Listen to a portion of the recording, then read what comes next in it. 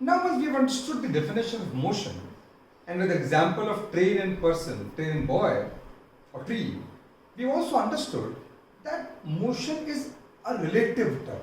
Motion is relative. What do you mean by relative? You see, in gender, relative means Rishdar. Like your dad, he's your dad. His husband to your mom. His brother to your buaji. So for different people, it means differently.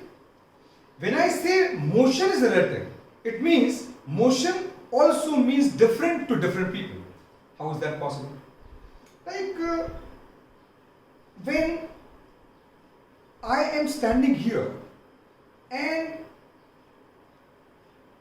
there is a chair in front of me, the position of that chair according to me is this. I extend my hand towards the chair. The chair is not moving at the moment according to me, I am not moving out of the chair. Now if I start moving,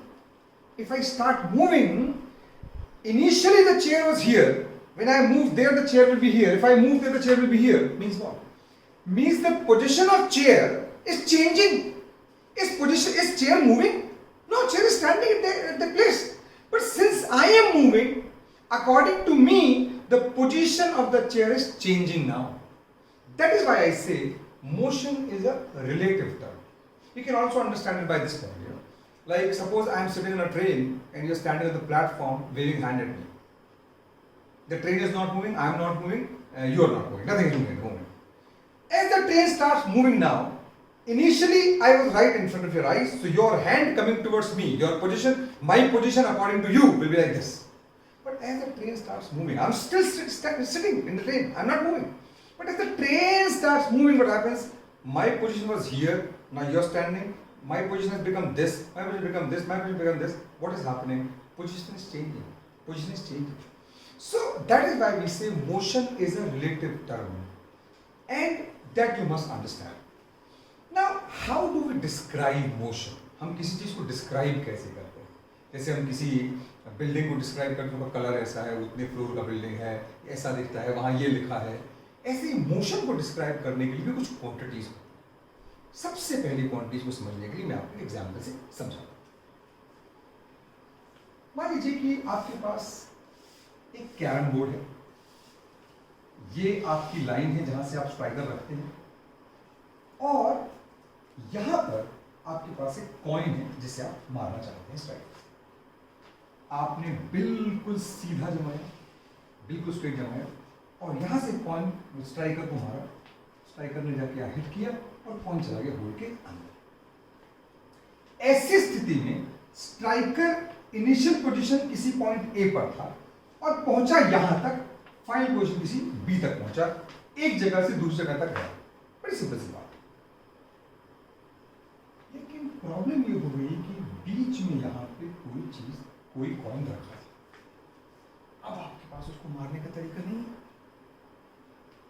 आपने सोचा चलो striker यहां रख देते हैं, यहां भी कोई रखा था. आपने सोचा चलो स्ट्राइकर से यहां रख देते हैं, यहां भी कुछ रखा था. क्योंकि कैरम बोर्ड में तो सारी कॉइंस रैंडमली रहती हैं. तो आपने क्या करा? आपने एक नया तरीका निकाला. आपने स्ट्राइकर को यहां मारा ऐसा कि स्ट्राइकर लौट किया जाए, लौट किया रिबाउंड के तरीके से. आपने, आप बड़े एक्सपर्ट हैं, आपने डायरेक्शन लेके हमारा यहां से यहां जाए पहुंच जाए. ऐसी स्थिति में भी स्ट्राइकर पहले ए पर था और पहुंचा बी पर, दोनों स्थितियों में. लेकिन परेशानी ये है कि इस स्थिति में वो सीधा गया और इस स्थिति में ऐसे घूम के गए. दोनों स्थितियों में अगर कोई आपसे पूछे अच्छा बताओ जल्दी से किसमें कम रास्ता करना पड़ा, कम रास्ता चलना पड़ा, तो आप क्या करोगे? आप सिंपल से बोलोगे इस में कम रास्ता चलना पड़ेगा. कैसे? अगर आपके हाथ में एक टेप होता तो आप टेप से इसको मेजर कर सकते थे, यहां से लेकर मेजर कर लेते. लेकिन अगर मैं आपसे बोलूं अच्छा आप ये छोड़ो कम या ज्यादा, आप तो ये बताओ टोटल वो दोनों में चला कितना, तो आप क्या करोगे? टेप उठाओगे. इस केस 1 में रास्ता जो 1 आपका है, जो रास्ते का नाम मैं ए बी रख दूं, उस रास्ते को आप सीधा नापोगे. मान लो ये रास्ता आपका जो है, मान लो आपका रास्ता जो है वो कोई मान लीजिए 55 से 50 सेंटीमीटर का है, मान लीजिए 50 सेंटीमीटर. लेकिन अगर आपको टेप यहां से यहां लगाने के लिए कहा जाए, अगर इस बार रास्ता नापने के लिए कहा जाए, तो पहले तो आप यहां टेप लगाओगे, 10 तो यही हो गया. फिर आप यहाँ 60 ये हो गया, तो टोटल हो सकता है 70 सेंटीमीटर है। कौन सा रास्ता? ये ACB वाला रास्ता। इस पॉइंट का नाम अगर मैं सी रख दूं, ACB वाला रास्ता कैसा हो गया? 70 सेंटीमीटर। दोनों रास्तों में आपने क्या किया है, आपने पहली बार में और दूसरी बार में रास्ते की लंबाई नापी। रास्ते की लंबाई, रास्ते की लंबाई क्या कहते हैं? हम कहते हैं the length of path covered.